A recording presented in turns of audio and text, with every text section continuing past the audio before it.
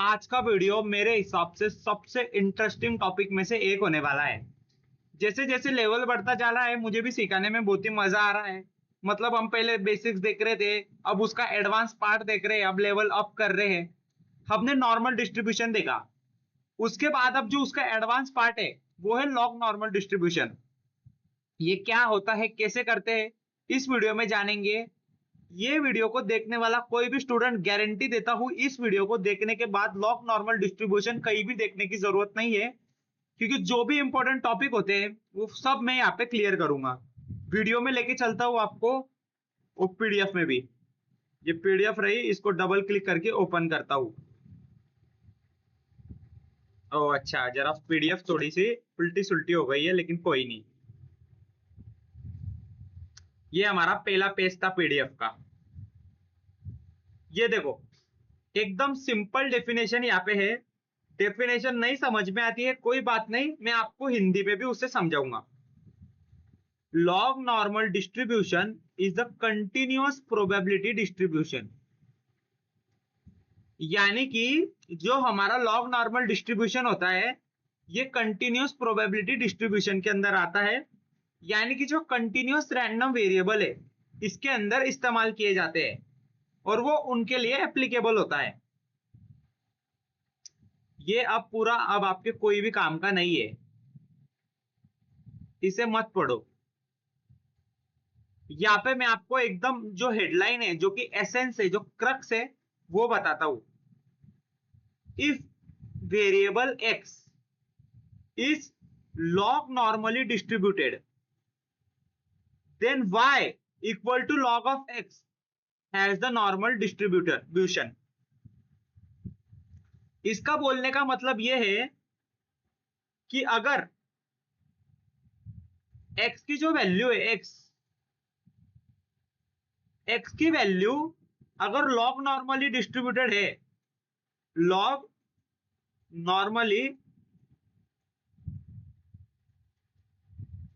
Distributed है, तो जो इसका लॉगरिथम होगा, लॉगरिथम ऑफ x, और इस लॉगरिथम की जो वैल्यू आएंगी that is y, is normally distributed. इतना ही होता है हमारा लॉग नॉर्मल डिस्ट्रीब्यूशन। इसके अतिरिक्त आपको जानने की और कोई आवश्यकता नहीं है। यहाँ पे हम एक बार फिर से एक नजर घुमा लेते हैं जिससे आपको आगे समझने में आसानी होगी। If variable x is log normally distributed, then y is equal to log of x। यानी कि वो वेरिएबल जो कि लॉगरिथमिक था, जो कि log normally distributed था, अगर मैं उसका log ले लूं और उसका जो आंसर आएगा, वो जो आंसर आएगा वो होगा नॉर्मली डिस्ट्रीब्यूटेड। ठीक है। और अगर कोई वेरिएबल नॉर्मली डिस्ट्रीब्यूटेड है, पहले क्या था, लॉग नॉर्मली डिस्ट्रीब्यूटेड, सो उसका लॉग लिया तो जो आंसर आया वो नॉर्मली डिस्ट्रीब्यूटेड बना। लेकिन अगर कोई वेरिएबल पहले से ही नॉर्मली डिस्ट्रीब्यूटेड है, तो उसका अगर हमने एक्सपोनेंशियल फंक्शन किया तो उसका जो आंसर आएगा वो रहेगा लॉग नॉर्मली डिस्ट्रीब्यूशन। कितना सिंपल है देखो। कोई वैल्यू अगर लॉग नॉर्मली डिस्ट्रीब्यूटेड है तो उसका जो लॉग होता है वो नॉर्मली डिस्ट्रीब्यूटेड होता है। लेकिन अगर कोई पहले से ही नॉर्मल डिस्ट्रीब्यूटेड है तो यहाँ पे ई रहेगा, आपको मालूम है, e to the power y equal to x. अगर कोई वेरिएबल पहले से ही नॉर्मली डिस्ट्रीब्यूटेड है तो उसका जो ई टू द पावर हम फंक्शन करेंगे और उसका जो आंसर आएगा वो लॉग नॉर्मली डिस्ट्रीब्यूटेड होगा। ठीक है। ये आप डेफिनेशन एक बार अच्छी से देख सकते हो। जैसे हमने देखा था हमारा गॉसियन डिस्ट्रीब्यूशन, तो हमने देखा था कि हमारा गॉसियन डिस्ट्रीब्यूशन कुछ इस तरीके से दिखता है, यानी नॉर्मली डिस्ट्रीब्यूटेड बेल कर्व होता है, bell curve along the mean. कुछ याद आ रहा है क्या, अलोंग द मीन? इधर भी 50% और इधर भी 50%। ठीक उसी प्रकार हमारा जो ये होता है लॉग नॉर्मल डिस्ट्रीब्यूशन, इसको बोलते हैं राइट स्क्यू डिस्ट्रीब्यूशन। यानी कि इसका जो पूरा का पूरा झुकाव होता है वो राइट की तरफ होता है। अब ये इतना परफेक्ट नहीं है, लेकिन अगर आपको परफेक्ट बताऊं तो कुछ इस प्रकार से, ऐसा। इसका जो ज्यादा झुकाव होता है, ज्यादा झुकाव, ज्यादा जो है प्रेशराइज करता है, जो ज्यादा पलड़ा भारी होता है, वो राइट के तरफ होता है। ठीक है। तो अगर कोई आपको कोई आदमी ऐसा दिख जाए, अगर आपको कोई बंदा ऐसा दिख जाए, व्हाइट बोर्ड किधर है, ये, अगर कोई आपको कर्व ऐसा दिखाई दे,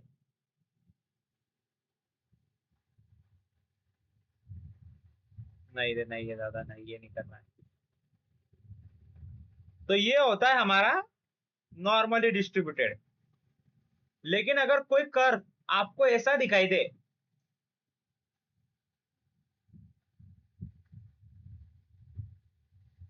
जिसका जो ज्यादा झुकाव है वो राइट की तरफ है, तो आपको देखते ही समझ में आ जाना चाहिए कि ये लॉग नॉर्मल डिस्ट्रीब्यूशन है। ठीक है। और इसके अतिरिक्त मैं इसके लिए कुछ नहीं बोलूंगा। अब हम आगे बढ़ते हैं इसको रफ करके, ताकि खिचड़ी ना हो।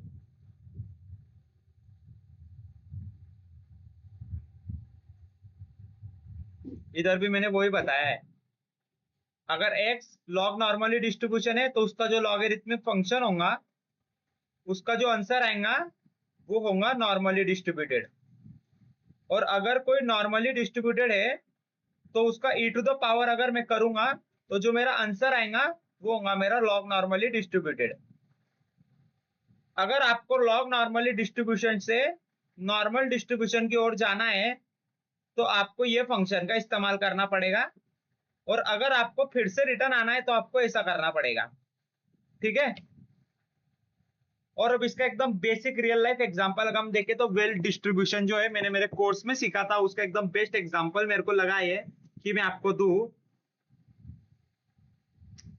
ये डिस्ट्रीब्यूशन ऑफ द वेल्थ, अगर ऐसा सर्वे किया जाए जहाँ पे लोगों की वेल्थ कैसे डिस्ट्रीब्यूशन है, लोगों का पैसा कैसे बटा हुआ है अलग अलग जगह पे, अलग अलग कंट्री में, अलग अलग कॉन्टिनेंट्स में, अलग अलग लोगों के द्वारा, उसका अगर कोई ग्राफ बना दिया जाए तो वो ग्राफ बनेगा तो लॉग नॉर्मली डिस्ट्रीब्यूशन बनेगा। कैसे? क्योंकि देखो आपको मालूम है, ऐसा समझ के चलो कि ये जो वाई एक्सिस है ये लोग है, लोग, और ये जो एक्स एक्सिस है पैसा है। ये क्या है? पैसा है, धन संपत्ति समृद्धि फॉर्च्यून्स। ये आपको पता है यहाँ पे शुरू शुरू में वेल्थ होगी 0, नहीं यहाँ पे होंगी 1, यहाँ पे होंगी 1, यहाँ पे होंगी 2, और यहाँ पे बढ़ते बढ़ते वेल्थ हो जाएंगी 100। सो जो बहुत ही कम लोगों के पास, बहुत ही कम लोगों के पास, ये देखो ये कर्व जो मैंने आपको वाई एक्सिस बोला था, ये लोगों के लिए बोला था। अब ये जो लोगों की वैल्यू अगर छोटी है, इसका मतलब क्या हुआ? ये देखो ये वाई एक्सिस खाली इतना सा, इतना, बस इतना सा है। बस इतने लोगों के पास, less people have more wealth, ज्यादा वेल्थ है, ज्यादा वेल्थ है, देखो। और ये जो है वाई एक्सिस बहुत बड़ा है, लेकिन यहाँ पे वेल्थ की वैल्यू छोटी है, मतलब ज्यादा लोगों के पास कम वेल्थ है। देख रहे हो आप? ये इसका रियल लाइफ एग्जांपल था, और ये हमने वीडियो में आज देखा log normal distribution. Log normal distribution हमने देखा है। आई होप आपको वीडियो पसंद आया होगा। ये वीडियो में अगर आपको कोई भी इंसाइटफुल चीज लगती है तो कमेंट सेक्शन में बोलना ना भूलिएगा। कोई भी अगर डाउट आता है तो वो भी आप कमेंट सेक्शन में डाल सकते हो। ये कुछ बड़े बड़े 25 25 30 मिनट के वीडियो नहीं है जो मैं आपको बताऊं। जैसे हमने देखा था स्काईकिट लर्न में देखा था, हमने फ्लक्स में देखा था, हमने गेट रिक्वेस्ट पुट रिक्वेस्ट देखी थी। तो ये जो कंटेंट है इसकी वैसे ही लेंथ 25 और 30 मिनट की होती है। लेकिन जो ऐसे कंटेंट है जिसमें ज्यादा बोलने की आवश्यकता नहीं, खाली आपको इंट्रो देने की जरूरत है, उसमें मैं ज्यादा आपका टाइम नहीं लेता हूँ। जो इंपॉर्टेंट है वो पढ़ाता हूँ, एग्जाम्पल देता हूँ और वो समझाने की कोशिश करता हूँ, डेट्स इट। वीडियो पसंद आए तो लाइक करो, शेयर करो, सब्सक्राइब करो। हम मिलते हैं अगले वीडियो में अगले डिस्ट्रीब्यूशन के साथ। तब तक के लिए बाय बाय।